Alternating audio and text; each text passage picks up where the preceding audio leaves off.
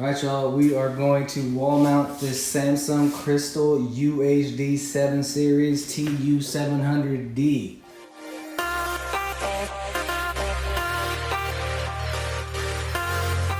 We're gonna go ahead and unbox this guy and mount it on the wall. We're gonna hide the cables, and guess what? We're gonna show you guys how to do that. Any TVs bigger than 55 inches, it's always good to have at least 2 people available. So that's highly recommended. All right, so most of the boxes with these flat screen TVs now, they just have one part that lifts up and off. So we'll go ahead and unpack it, and we'll go on to the next step. All right, y'all, we got our 47 inch to 80 inch tilt wall mount from Walmart. We're gonna use this guy to put up the 65 inch Samsung TV. So we're gonna go ahead and get that up here on the wall. We're gonna try to show you every step that is good to know if you wanna mount your own TV. So we're centering it based on the door being open, the edge of the open door with this wall. 38 3/4. This is just giving us an idea where we're gonna have things. And then he wants the top of the TV to be the trim height of his door here. So just measure that and then bring the same height over, and then we'll do the calculations on the TV and the bracket. We're right at 83 inches. So 83 is the height where we want the TV, the top of the TV here. You can make the mark a little bit lower if you want, so that way the back of the TV covers it. It'll actually be a little bit over the mark. That's it, we got the general idea. Now we're gonna verify where the studs are. And again, I like to use my trusty stud buddy.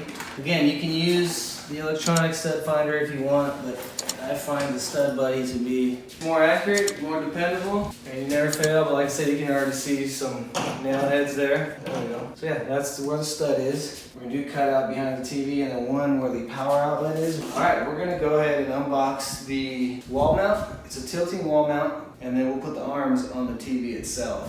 So this brand I really like because it's a great price at Walmart, and I think it's on Amazon. If it's on Amazon, I'll put the link in the description. This was 26 bucks, I believe, and it does up to an 80-inch TV. Usually what I see people want at least the tilting capability. If you want full motion, it's just gonna cost more, but it's a nice feature to have if you need that for whatever it is you're trying to do with your TV, if you need more motion out of it. We're gonna take the 2 arms here, and these are the 2 pieces that are gonna go on the back, right here on the back of the TV. All right, so these are the 2 arms I was talking about. This is what's gonna give you the tilting ability. This hook part here, you want that to be at the top. So this one is gonna sit here just like that. And then these are for releasing the latch if you ever wanna take the TV off the wall. I always try to center these brackets, you know, because you can obviously go higher or lower. I try to put it center. Most of these wall mount kits come with a variety of nuts and bolts and screws and washers because they don't know what kind of TV you're gonna get, so they give you a variety. Sometimes you're still not gonna have the right nuts and bolts. Always be prepared for the possibility that you might have to go out and get some more screws. And then these are the lag bolts. These are the ones you want to get into the studs, which we'll show you later. Let's see. Yep, that's it. So you just test it. And then again, see how long that is? It's gonna have a gap. This is why they have spacers. So you can add a spacer in here, which also comes with it. I think this spacer will be enough. If not, you got even bigger spacers. Again, you don't wanna force, because you'll break the screen if you force it through and over tighten. So just put that spacer there, and then we'll get a washer. That creates a little bit more space between the bottom of the TV. They have the right threading and the right diameter of bolt, but it's still too long for this TV before it actually tightens down onto the brackets to hold it securely in place. So what we did is we used their washer, but then we also got a lock washer on top of that, and that way it'll create that gap to where before it fully hits the back of the TV or screen, it'll tighten down. So let's go ahead and do that. We'll get it in place. I'll tighten it down. Remember, this is this particular TV. With whatever TV you have, you may not need any of this. Just hand tighten it. You'll feel when it starts to get tight. And just what I like to do is pull it down because you want to be level when you're all said and done. Nice and secure now, not moving. Because that, I felt it, you heard it pop. A lock washer. Yeah, there you go. So we'll do that with the other 2.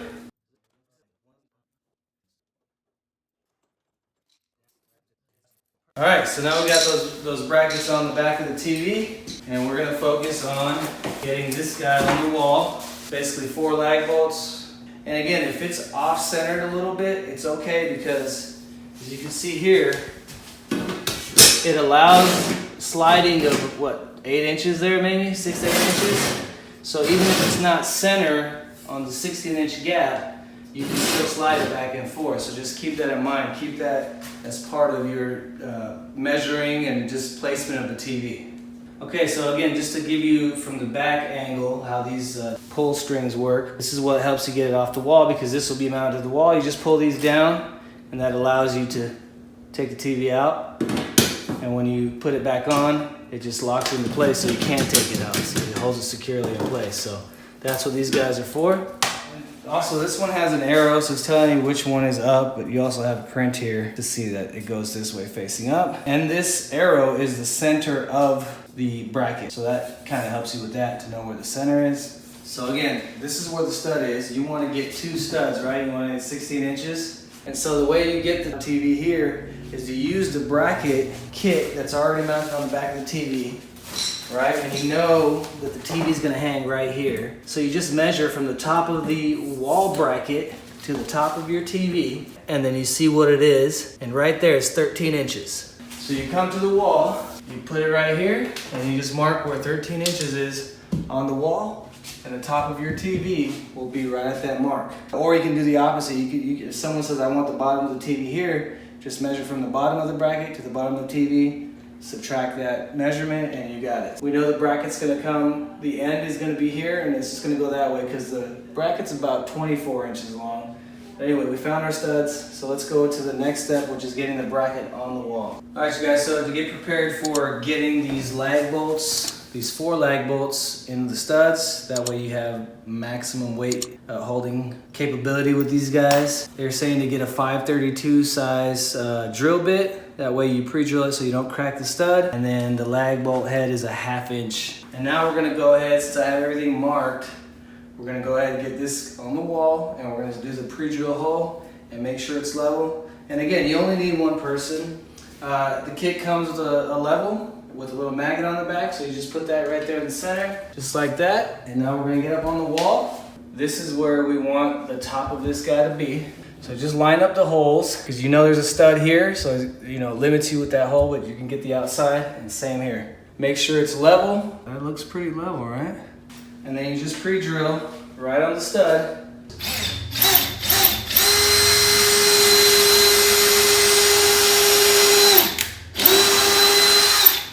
And again, people ask me, well, how do you know you're hitting stud? If it's just sheetrock, once you get past that 1/4 inch to 1/8 inch sheetrock, it just pushes right through with no resistance. If you get resistance the whole time, you're definitely hitting a stud or you're hitting something. And then now you get the 1 lag bolt in place. We highly recommend the impact wrench. That'll get it, make some noise, but here we go.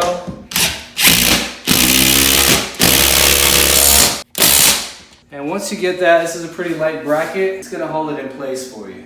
So now you can move it a little bit, make sure it's in the exact level position, and then we're gonna work on that second hole there.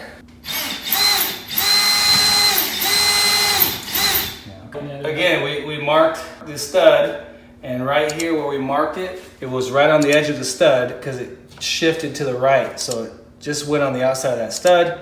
So just bring your bit over about 1 inch. That way you know you're about the middle of the stud now.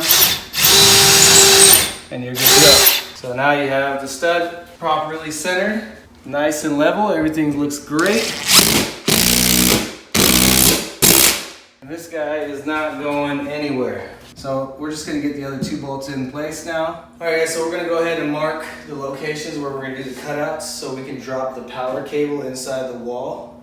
And again, some power cables are long enough to reach just with itself, or you can put a rated extension cord to get to there. Or of course, the most highly recommended is to have the power outlet moved up behind the TV, so you can hire an electrician for that if you wanted that to be done.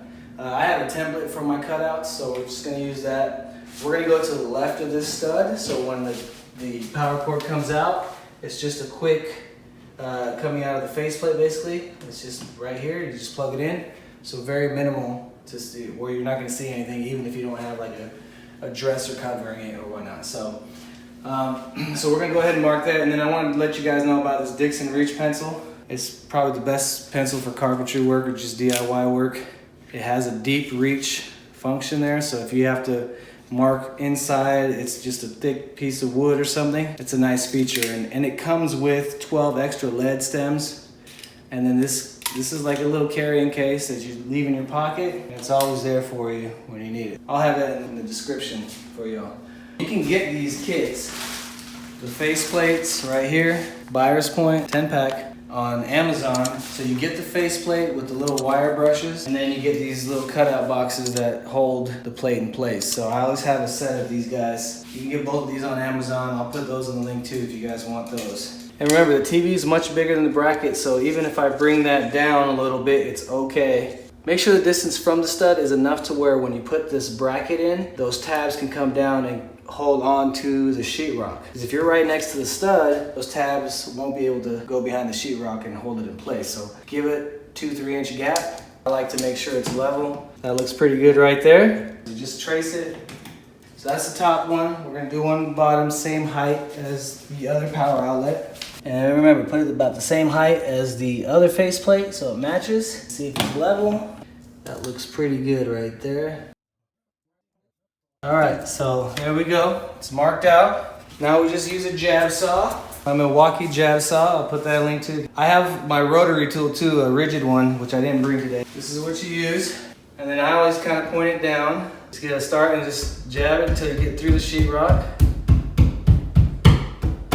Don't go all the way in. There's no need for that. Just get the head through. You don't know if there's cables back there, pipes, anything like that. Just push the blade in about what the thickness of sheetrock is. That'll prevent many, many damages that I've seen guys do out there in the field. So, and then I always just kind of cut at an angle. Just take your time and don't push the blade all the way into the wall because you don't know what's behind there.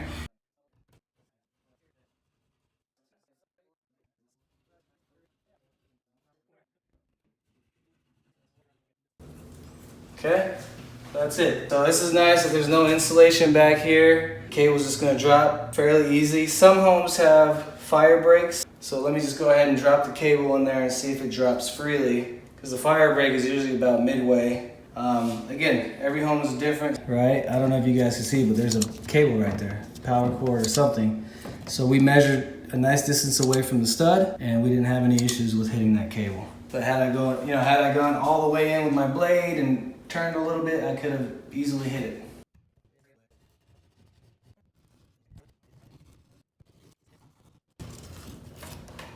All right, so that's good. Okay, so now we have both locations cut out and they're ready to receive the brackets, which will hold the face plates securely to the wall. So we're gonna go ahead and insert these. Basically, it just has the two flaps. So you just insert it with the flaps up. Remember, we had that template, so the cutout was exactly for this bracket. And then I like to just take my power drill on a one position, which is lower RPMs, and just put it on the low setting so that way it clutches out without making it too tight. So you just put that, you can do it by hand too if you're not comfortable with the power drill. But just keep going and you'll feel it when it hits the stopping point. So just do that till it hits the stopping point. You'll feel it pull a little bit. There we go. So you'll feel it pull against the wall. And that's it. And that's not gonna go anywhere. You get the faceplate. The faceplate is two pieces. You need a set of screws, and then you take off, these are hold the plate on the front of this bracket. So just take the screws off. And you get these guys that come with the packaging, and these will hold this bracket on the black box bracket here. So just put this in place.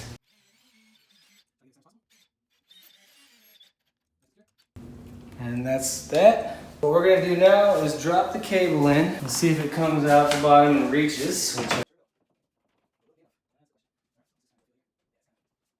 All right, so we got the faceplate, everything in place. We got the cable going down the wall. And now we're just gonna show you real quick how we put the whole kit together here. We'll just do a time lapse on that.